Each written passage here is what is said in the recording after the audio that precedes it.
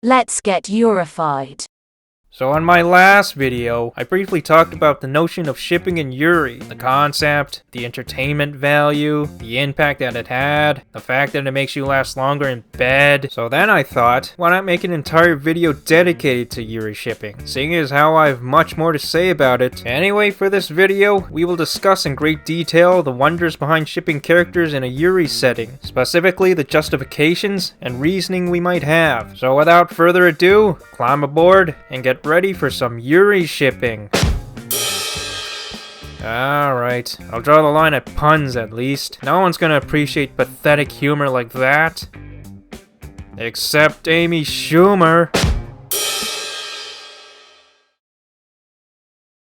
So for those who are unfamiliar with the concept, shipping is the pairing of two or more characters together in a romantic relationship. Shipping involves characters that are not canonically established as a romantic couple. It is essentially wishful thinking on the part of the fans. Regardless, shippers can have a variety of reasons in pairing certain characters together. Or they may have little to no reason. Maybe certain ships just click well with people. Who am I to say what ships seem reasonable or not? Although if that was the only takeaway from this guide, then this would be a very short video.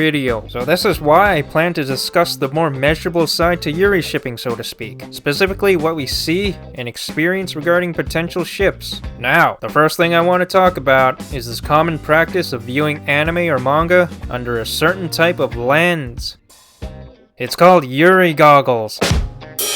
Oh right, no more puns. Now, Yuri goggles is what we Yuri fans metaphorically wear in order to enhance an experience and make it cater to our preferences. Basically, if we see a setting where girls are interacting with each other in an intimate way, but are not confirmed to be romantically attracted to each other, we attempt to view these characters in a way where they could be romantically interested. Let's go through an example.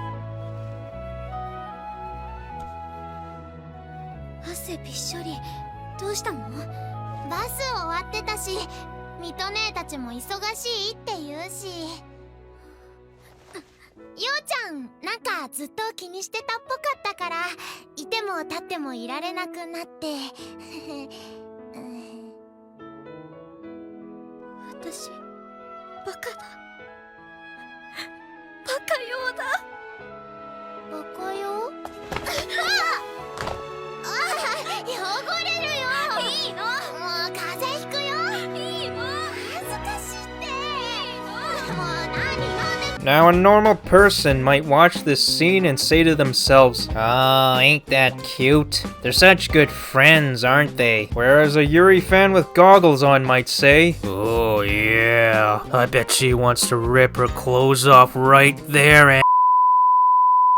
The point is, it allows us to indulge ourselves in a possible Yuri scenario, even if the scene had a different intention. And as you can guess, having Yuri goggles on makes shipping a whole lot more convenient. When you convince yourself that characters are possibly attracted to one another, ships naturally start to materialize inside your head. This is why when reviewing an anime or a manga with the bare minimum of subtext, having Yuri goggles on can offer more possibilities. It's no surprise that a majority of Yuri ships out there are born from franchises that aren't considered canonically Yuri. Such examples include the Love Live series, Madoka Magica, Toho, and Kimono Friends. The reason why ships naturally emerge from these types of franchises is because by not having anything officially confirmed, the viewers have more room to flex their own interpretations. And that's what Yuri goggles essentially do, provide the person who's wearing it their desired interpretations. In this case, their desired ships. Oh, and don't forget cute girls.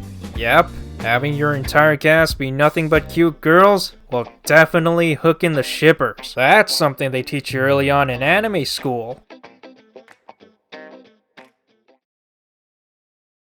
So with that out of the way, let's get into the meat of this video. The shipping material. As I mentioned earlier, before we ship characters together, we tend to have reasons that support a potential relationship between those characters. Shipping material can range from special moments that characters share with each other, to maybe an interesting fan comic featuring a ship that makes a strong impact on us. Now I'm gonna go over a few things that I personally feel are key components that can support the existence of a ship, and also provide you with some food for thought when you're shipping. Here they are. Number 1, relationship. Number 2, interactions and highlights. Number 3, chemistry. And number 4, fan fictions. Now I must stress, these factors are totally arbitrary and do not have to be taken seriously by anyone at all. People are free to ship whoever they like, however they like. This is merely how I like to inspect a particular ship, so to speak. So let's go through these shipping materials, shall we? The first one is relationship. What I mean by this is, what is the connection between two characters? What is their history together? And how close are they with each other? Are they co-workers? Are they classmates and close friends? Are they rivals that are constantly competing with each other? The established relationship between certain characters can also provide a quick and easy understanding in how close they are with each other. For example, if two girls are longtime childhood friends, then it's not difficult to see why they would likely make for a good couple. They have a long and shared history together, and they know each other's habits, experiences, and so on. When it comes to ships, I initially like to view the things that bind those characters together. A close and intimate relationship certainly makes a potential ship more compelling from the get-go, as opposed to characters who barely have a relationship to speak of. The next thing is interactions and highlights. This basically refers to how often the characters interact with each other, how they interact with each other, important takeaways from their interactions, and in moments between them that help progress their relationship. Memorable interactions are probably the most obvious and effective procedure for establishing ships. After all, Yuri fans seem to go absolutely bonkers when they see characters hug each other, feed each other, blush, have adorable arguments, hold hands, tease each other, flirt, sleep together, become jealous, play fun and sexy games, comfort each other. The list goes on. The more the characters interact with each other, the more you might find yourself shipping them. I mean, obviously, the more they interact, the more possibility for shippable moments, but also because you start to understand more about their relationship, how they act around each other, and just how well they work together. Which brings me to my next point, chemistry. Now this might be a bit of a vague point, but basically, this is how well two characters' personalities click with each other. Now when I say how well, I'm not specifically referring to the characters being a great match for each other, and they never argue, and have so much in common that it's basically a perfect romance. I mean, that can happen with certain ships, but I'm talking more about the dynamics between their personalities, and how well that plays out on screen. For example, we sometimes see characters with personalities that contrast each other. Like, let's see. How about Anne and Greya from Mysteria Friends? Now the character of Anne is best described as energetic, bold, and expressive, while Greya on the other hand is shy, reserved, and soft-spoken. While these two characters could not be more different, we see some interesting interactions between them. You know what they say? Love is blind. No, not that. Opposites attract. When you play off of the differences between the characters, you naturally get some entertaining results, like tension, excitement, and passion. Now, I don't know if the opposites attract thing works in real life, because I spend most of my time in my tiny dirty apartment watching anime and playing video games, that I'm starting to forget everything that goes on in reality. But it seems that at least in fiction, there's a charming magnetism between characters that are complete opposites. After all, it's kind of boring watching two characters who are exactly alike, because their interactions will be predictable and have very little payoff. So yeah, it just makes it more interesting if a ship consists of characters that have good chemistry. I think that was my point from all this. I'm not really sure. I'm not sure if this is even real life, or if I'm playing one of my video games. Oh god, I'm losing my mind.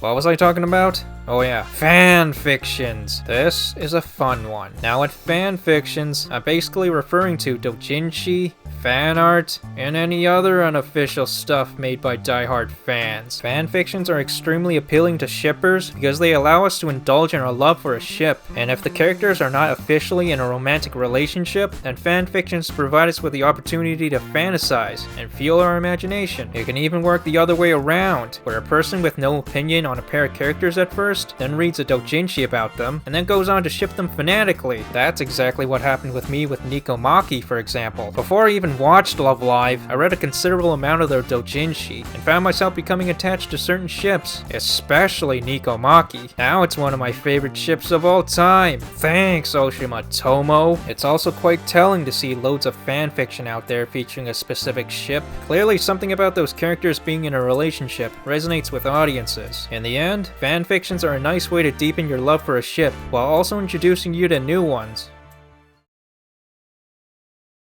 Now there's one last thing that I want to talk about that seems to come up a lot when shipping is discussed. Same and UK. At last, we get to the juicy stuff. Now, if you haven't been on an online Yuri forum, you probably haven't encountered these words. For those who don't know, seme refers to the top or dominant role in a sexual relationship, while UK refers to the bottom or submissive role. Now, the reason Yuri fans like to debate amongst each other which characters in a ship is a top or a bottom is because we all have dirty minds. There, I said it. But also because it's strangely intriguing in the way that it, yet again, taps into our imagination. Just like with writing fan fiction, we get to imagine how the relationship between two characters play out if they were romantically involved. That also includes the very intimate portions of the relationship. I mean, unless we were given official information on which character would be the top and which the bottom, we as fans really have to apply some of our own thoughts and reasoning into it. What a struggle. Now, firstly, I'm just gonna put this out there and say that I don't really mind at all who you think should be the top or bottom in a ship, because it really is up to interpretation. Just like with the characters you ship, it shouldn't matter to anyone who they are or why you ship them. It just feels like the right thing, I suppose. That being said, I'm still gonna go over a few things that might determine if a character is a seme or a UK. Now, a seme character would typically be confident,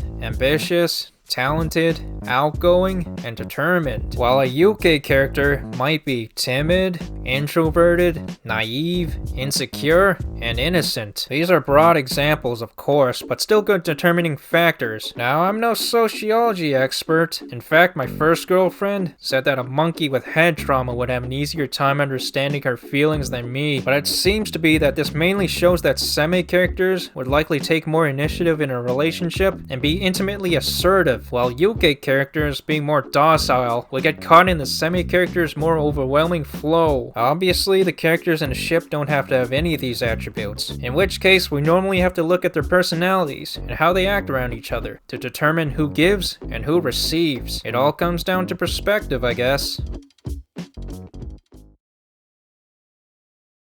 Well, that was deep down the rabbit hole, wasn't it? Now, at the end of the day, I think the most important thing to keep in mind is that everyone makes up their own rules when shipping. I just thought it'd be fun to explain what my own rules were. Regardless, it was certainly refreshing talking about something that has brought so much joy into my, and I'm sure many people's lives. Feel free to comment below on Yuri shipping and how much pleasure it gives you, even sexually. And don't forget to do all that other YouTube stuff, like liking and subscribing. Anyway, that's the end of today's video.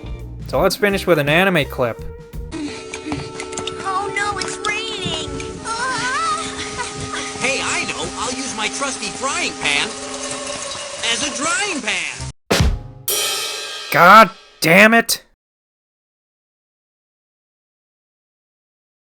Say what? You thought that was the end? Nah, fam. Before you go, there's just one teeny tiny thing that I wish to bring up, and that is the future of this channel. Now, I'll gladly cover anything Yuri related, but there are some videos you can expect from me in the near future. First one to look out for is my Yuri ships videos. These are videos where I cover individually some of my favorite ships and what makes them so appealing to me. I will also be using the shipping material guide that I talked about earlier in this video as a sort of framework in breaking down these ships, which means I will examine their relationship, their on-screen interactions, their chemistry, etc, etc. FYI, I will only be covering ships that appear in anime, at least for now. So yeah, maybe you'll see some of your favorite ships pop up, in which case you can nitpick the hell out of those videos. Looking forward to that. Next is my Yuri Girls videos. These are videos that lists out and analyzes popular Yuri ships or characters that fall under specific tropes in the Yuri genre. Let me give you an example. One of the videos I'm currently working on examines ships that have a childhood friend element to them. Basically, I'll be listing out popular ships that incorporate a childhood friend's relationship and explain what intimate effect that has had on those characters. Please note that these videos aren't top 10 lists or whatever. They're simply me talking about certain characters in no particular order. Also, please note that these lists will include characters that are canonically and non-canonically Yuri, so expect to see a wide array of characters. Also please note, I'm not Yuri Jesus, so I won't won't be able to include every ship or character that fall under certain categories. I may have seen a lot of anime, but not all, and I'm bound to forget certain characters here and there. You're welcome to let me know of any other characters that would fit into these videos when the occasion arises. Some other topics that I have planned include Yuri tsundere characters and characters that are involved in a love triangle. And just like my Yuri ships videos, I will only cover characters that appear in anime, although I might reference other media if it's absolutely necessary. I also won't include characters from new anime that are currently airing at the time those videos come out. I would like to finish watching a series first before making any assessments. And for obvious reasons, I will not be including hentai anime. I know, right? Bomber. Hopefully these videos will provide you with some lighthearted entertainment as well as something to think about. Anyway, this has dragged on for way too long, so let's just cut it here before I end with another video clip. What makes you say that? Well, you know, it's kinda lazy and